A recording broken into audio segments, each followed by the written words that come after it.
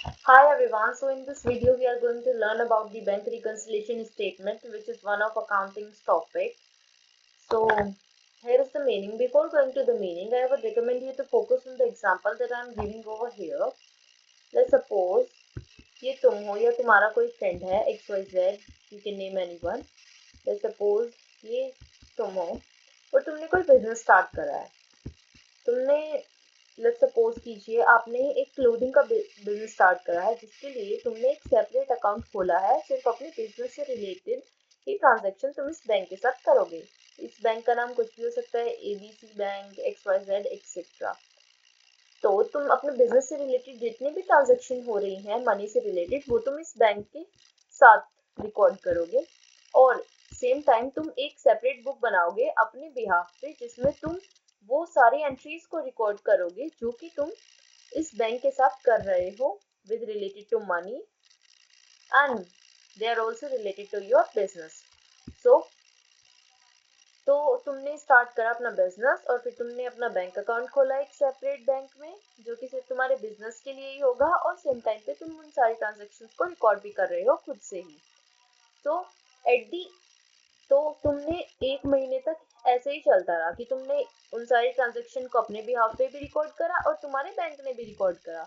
लेकिन एक महीने के बाद तुमने देखा कि तुम्हारी जो बैंक की पासबुक है, जो कि तुम्हें इस बैंक ने दी है, उसका जो बैलेंस है और जो एंट्रीज तुमने रिकॉर्ड करी है इस बुक में और इसका जो बैलेंस आ रहा है, वो दोनों डिफरेंट आ रहे हैं. ये भी अलग है और ये भी अलग है. ऑल्दो तुम्हारी जो ट्रांजेक्शन्स हैं दोनों ही वो सिमिलर है.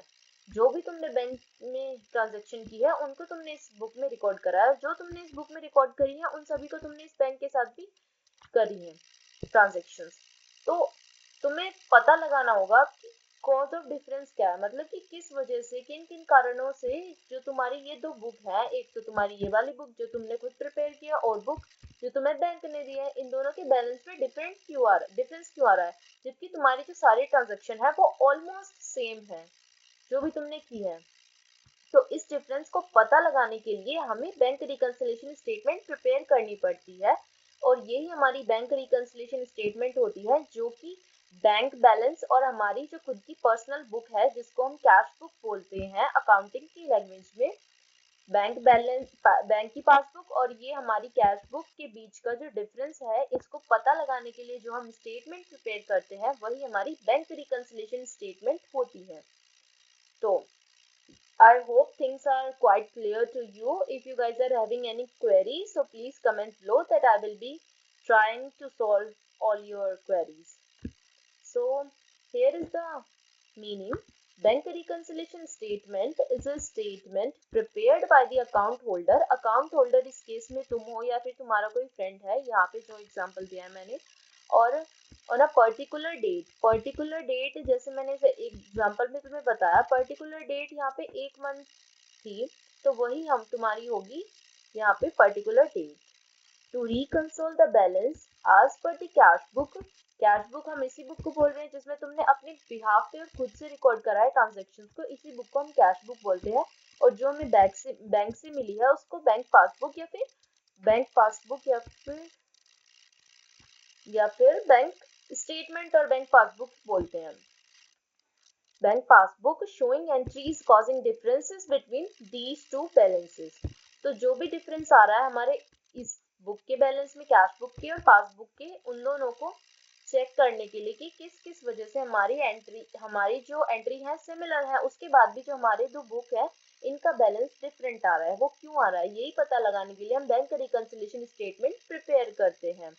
और डिफरेंस के रीजन बहुत सारे हो सकते हैं, जैसे कि कभी कभी आपने कैश बुक में तो इस वाली बुक में तो रिकॉर्ड कर लिया अपने बिहाफ पे, लेकिन आप उन ट्रांजेक्शन्स को बैंक में रिकॉर्ड करना ही भूल गए. तो ये भी एक तुम्हारा मेजर डिफरेंस हो सकता है कि हमने यहाँ रिकॉर्ड कर दिया और कैश बुक में नहीं किया, और कैश बुक में कर दिया और बैंक की पासबुक में नहीं किया.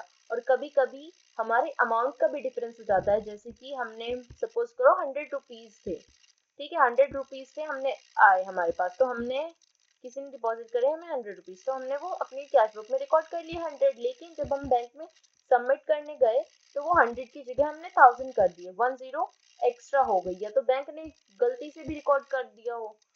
ऑल द बैंक वाले इतनी करती नहीं है, या फिर तुम मान लो कि ₹1000 थे और उनको हमने हर गलती से अपने में एक जीरो कम लगा दी अपनी जो उसमें बुक में रिकॉर्ड करा कैश बुक में, तो ये भी एक डिफरेंस हो सकता है। आगे जैसे जैसे अब इस चैप्टर्स के नेक्स्ट टॉपिक करेंगे तो उसमें चीजें आपको और ज्यादा क्लियर होंगी। तो ये सिंपल मीनिंग था बैंक रिकंसिलिएशन स्टेटमेंट का, और बाकी के पार्ट्स भी मैं जल्दी लाने की कोशिश करूंगी। So thanks for watching, this is the meaning of bank reconciliation statement. If you guys like this content, then like this video and follow for more such educational content. Thanks for watching.